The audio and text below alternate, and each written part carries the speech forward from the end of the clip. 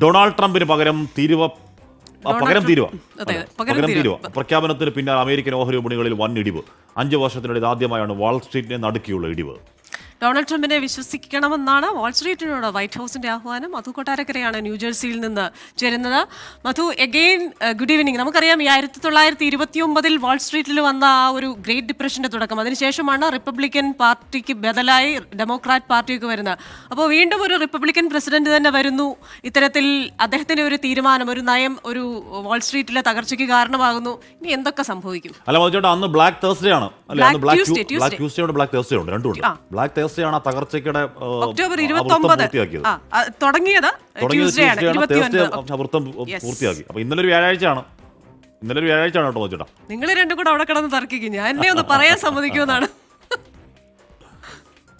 Good morning Christina, കാശ്മി. അതുമാത്രമല്ല, 1971 രണ്ടാം ലോക മഹായുദ്ധത്തിൽ അമേരിക്കയും സഖ്യകക്ഷികളും ഒക്കെ ചേർന്ന് നടപ്പിലാക്കിയ ചില കാര്യങ്ങൾ പാടെ മാറ്റിമറിച്ച ഒരു പ്രസിഡന്റ് ഉണ്ടായിരുന്നു, നിക്സൺ. ആ സമയത്തും ഇതുപോലെ ചില കടുത്ത തീരുമാനങ്ങൾ എടുത്തായിരുന്നു. ഡോളറിനെ ഗോൾഡുമായിട്ട് ഡീലിങ്ക് ചെയ്യാനുള്ള ഒരു ശ്രമമൊക്കെ നടത്തിയായിരുന്നു. ഇപ്പോൾ അമേരിക്കൻ പ്രസിഡന്റ് ഡൊണാൾഡ് ട്രംപിന്റെ ഈ പകര തീരുവ പ്രഖ്യാപനം അമേരിക്കൻ വിപണി അത് കാരണം ആടി ഉലയുകയാണ്. വിപണിയിൽ വൻ ഇടിവാണ് ഇന്ന് രേഖപ്പെടുത്തി 2020 കോവിഡ് മഹാമാരിക്ക് ശേഷം ഇത് ആദ്യമായിട്ട് ശരിക്കും അക്ഷരാർത്ഥത്തിൽ വാൾ സ്ട്രീറ്റ് നടുങ്ങിയിരിക്കുകയാണെന്ന് വേണമെങ്കിൽ പറയാം. ക്രൂഡ് ഓയിൽ മുതൽ ബിഗ് ടെക് കമ്പനികളുടെ ഓഹരികൾ, അതുപോലെ മറ്റു രാജ്യങ്ങളുടെ കറൻസികൾക്കെതിരെയുള്ള US ഡോളറിന്റെ മൂല്യം, ഇവയെല്ലാം ഇന്ന് ഇടിഞ്ഞിരിക്കുകയാണ്. ഈ സ്വർണം പോലും ഇതിൽ പിടിച്ചു നിൽക്കുവാൻ പറ്റാത്തൊരവസ്ഥ വന്നിരിക്കുകയാണ്. ഡൗ ജോൺസിന്റെ സൂചിക 1679 പോയിന്റ് താഴേക്കാണ് പതിച്ചത്. അതുപോലെ നാസ്ഡാക്ക് 5.97%, S&P 500 സൂചികൾക്ക് 4.84% ഇടിവുമാണ് രേഖപ്പെടുത്തിയിരിക്കുന്നത്.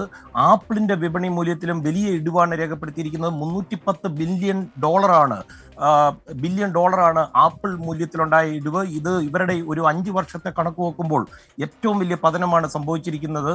അമേരിക്കയിലേക്ക് വരുന്ന മിക്കവാറും എല്ലാ ഉൽപ്പന്നങ്ങൾക്കും ഡൊണാൾഡ് ട്രംപ് വൻതോതിൽ തീരുവ ചുമത്തിയത് പുതിയ ഈ നയം ആഗോള സമ്പദ് വ്യവസ്ഥയൊക്കെ തകർക്കുമെന്നുള്ള ഒരു ആശങ്കകൾ ഉണ്ടായതാണ് ഇത്ര വലിയ ഓഹരി വിപണി ഇടിയുവാനുള്ള കാരണമെന്നാണ് ഇത് സംബന്ധിച്ച് വിദഗ്ധർ വിലയിരുത്തുന്നത്.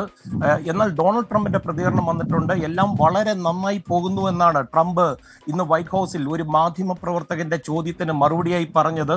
ഒരു രോഗിക്ക് ശസ്ത്രക്രിയ നടത്തുന്നത് പോലെയുള്ള ഒരു ശസ്ത്രക്രിയയായിരുന്നു ഈ പകരച്ചുങ്കം. രാജ്യത്തേക്ക് $7 ട്രില്യണോളം വരുന്നുണ്ട്. ഇതുപോലൊന്നും അമേരിക്ക ഇതുവരെ കണ്ടിട്ടില്ലെന്നുള്ള ഒരു ആത്മവിശ്വാസമാണ് ഡൊണാൾഡ് ട്രംപ് ഇന്ന് പ്രകടിപ്പിച്ചിരിക്കുന്നത്.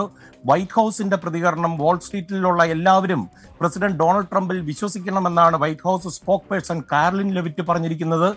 ആദ്യ ടേമിൽ ട്രംപ് തെളിയിച്ച സാമ്പത്തിക ഫോർമുല അത് വീണ്ടും ഇരട്ടിയാക്കുന്ന ഒരു പ്രസിഡന്റിനെ നിങ്ങൾക്ക് ലഭിച്ചിരിക്കുന്നതാണ് പറഞ്ഞിരിക്കുന്നത്. അതുപോലെ ഈ ആഗോളതലത്തിൽ സാമ്പത്തിക മാന്ദ്യ ഭീതി പരക്കെ ഉണ്ട്. ഹാഷ്മി, ഇന്നലെ ഒരുപക്ഷെ ഹാഷ്മി ശ്രദ്ധിച്ചാണ്, നമ്മുടെ 24 സാമ്പത്തികാര്യ വിദഗ്ധ ക്രിസ്റ്റീന ചെറിയാൻ ആശങ്കപ്പെടുത്തിയതുപോലെ, അല്ലെ പ്രവചനം നടത്തിയതുപോലെ ഒരു കുറിപ്പ് JP മോർഗൻ കമ്പനി അവരുടെ നിക്ഷേപകർക്ക് അയച്ചിട്ടുണ്ട്. ഡൊണാൾഡ് ട്രംപ് ബുധനാഴ്ച പ്രഖ്യാപിച്ച വൻ താരിഫുകൾ ഇതുപോലെ നിലനിർത്തുകയാണെങ്കിൽ ഈ അദ്ദേഹത്തിന്റെ വ്യാപാര നയങ്ങൾ 2025 US-നെയും അതുപോലെ ആഗോള സമ്പദ് വ്യവസ്ഥയെയും മാന്ദ്യത്തിലേക്ക് തള്ളിവിടുമെന്നാണ് അവർ പറയുന്നത്.